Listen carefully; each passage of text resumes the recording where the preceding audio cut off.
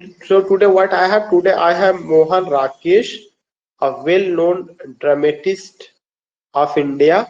उनके बारे में और उनका एक क्रिएशन को लेकर के आज हम बात करेंगे।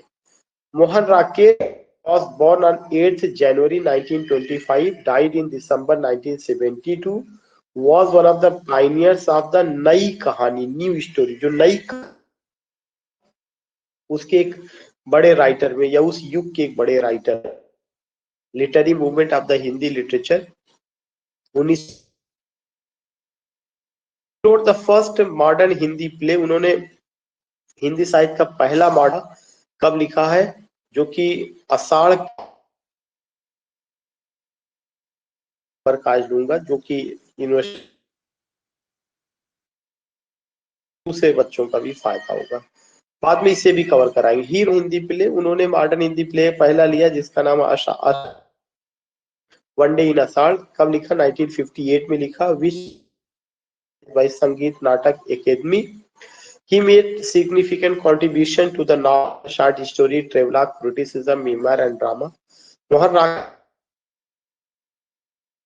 आज हमें कवर करना is one of the most significant plays about urban middle class. Very important question. आधे प्ले है जो किसके बारे में बात करता है? अर्बन मिडिल क्लास फैमिली के बारे में, and pointedly project the transition of values in the changing, और उसमें ये भी बताता है कि कैसे जो है वैल्यूज चेंज हो रहा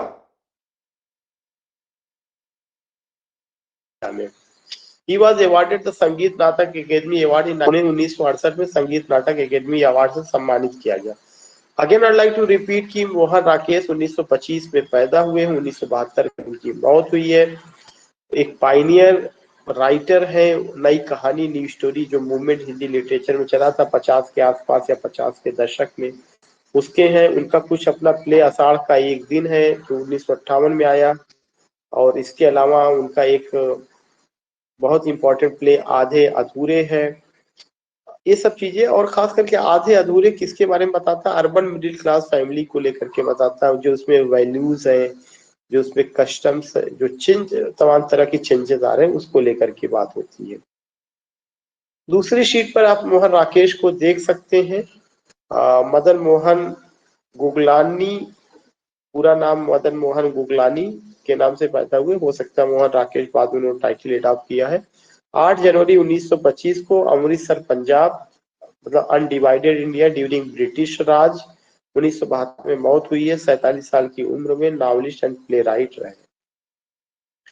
early life and education, he was born as Madan Mohan Guglani, Madan Mohan Guglani था। 8 January 1925, Amritsar in the Punjab province of the British India. His father was a lawyer, उनके फादर थे, who died when he was 16। Mohan Rakesh hailed from a Sindhi family से आते हैं। His father migrated from Sindh to Punjab long ago. He did his MA in English. ज्यादातर लोग आप देखेंगे कि जिन्होंने बड़ा काम किया उनका MA इन इंग्लिश रहा, और हिंदी में भी उनकी अच्छी पकड़ थी। जो है कहाँ पे? फ्रॉम पंजाब यूनिवर्सिटी लाहौर से उन्होंने किया हुआ था। अभी आपको मैं पढ़ाऊंगा एक और ऐसे ही राइटर हैं जो सिलेबस में है। उनका एक वर्क है अमृतसर आ गया,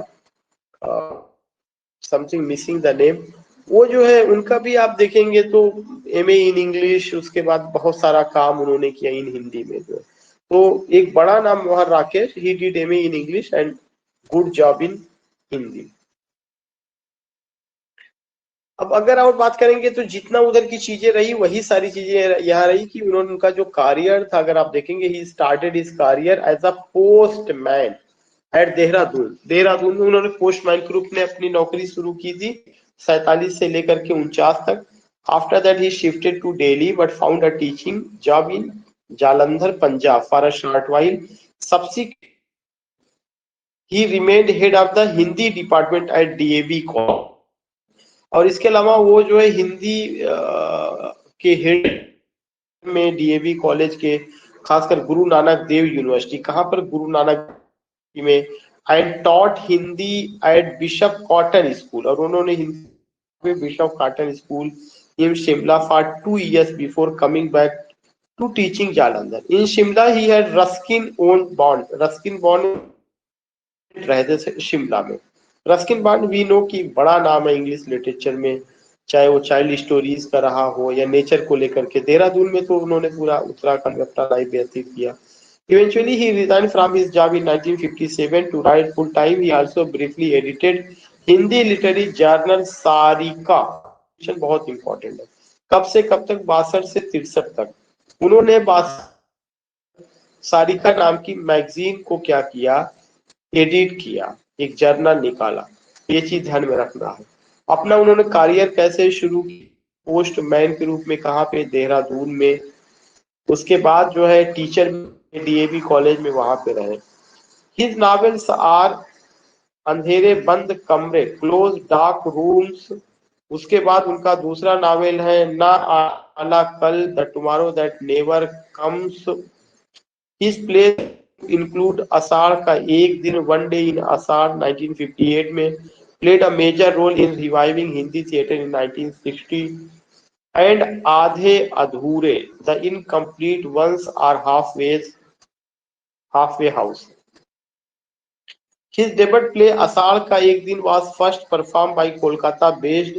जैसे मतलब कुछ वर्क उनके आषाढ़ का एक दिन हो गया, उसके अलावा आधे अधूरे हो गया, या उनका पहला जो वर्क रहा है क्लोज डार्क रूम्स हो गया, न आने वाला कल। ये सब नाम हमें ध्यान में रखना है कि हाँ इस तरह की सारिका मैगजीन हमें ध्यान में रखना है। Then you find Kolkata based Hindi theatre group under director Shyamanand Jalan, को परफॉर्म किया था। खैर ये अपनी जगह है। उसके अलावा जो Ibrahim Al-Qazi at National School of Drama, Delhi, 1962, which established Mohan Rakesh as the first modern Hindi playwright. His play continued to be performed and received acclaim worldwide. One day in the season of rain, Aparna धरवाडकर and Vinay धरवाडकर authorized English translation of आषाढ़ का एक दिन, इन लोगों ने translate इसको किया हुआ था। Premiered at Carthage College, Kenosha, Wisconsin, United States in 2010 and traveled to the Kennedy Center American College Theatre Festival। खैर next है कि Lehron Ka Rajhans, the swans of the waves, a play. ये लहरों का राजहंस ये भी एक प्ले मोहन राकेश का, about an ancient Buddhist tale on the renunciation of the Buddha, जब महात्मा गौतम बुद्ध ने चीजों को त्याग दिया था, and its after effects of his close family, और फिर उसका असर जो है, असर क्या पड़ा उनकी फैमिली पर, was first written as a short story, पहले शॉर्ट स्टोरी के रूप में लिखा गया था, and later turned into a radio play, फिर बाद में रेडियो प्ले के रूप में आया। Jalandhar and broadcast under the title सुंदरी, और इसको सुंदरी के रूप में जो है किया गया। खैर ये सब चीजें अपनी जगह रही हैं। Then you find in July 1971 he received Jawaharlal Nehru Fellowship for research on the dramatic world. However he could not complete it and died। ठीक है, उनको एक रिसर्च का एक प्रोजेक्ट मिला हुआ था। पर्सनल लाइफ में देखेंगे उनकी मैरिज, सेकेंड मैरिज 1960 में हुई थी जो बहुत जल्दी खत्म हो गई। थर्ड मैरिज अनीता औलाक के साथ हुई थी 1963 में। He had found love at the time of the marriage. Anita was 21 years old. After his death, she continued to live in Delhi and now in her 70s lives in east of Kailash neighborhood. Her autobiographical work Satrain was first serialized in Hindi magazine Sarika, later published in 2000।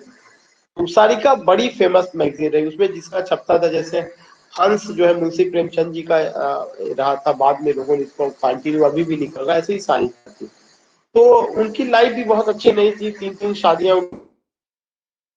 कई literary works रहा है novels में अंधेरे बंद कमरे 1961, ना आने वाला कल 1968, अंतराल 1972, बाकालामा खुदा, फिर है प्लेस नाटक में आधे अधूरे, लहरों के राजहंस, आषाढ़ का एक दिन, और एक परफॉर्मिंग हो रहा है मोहन राकेश के संपूर्ण नाटक तो है ही ठीक है।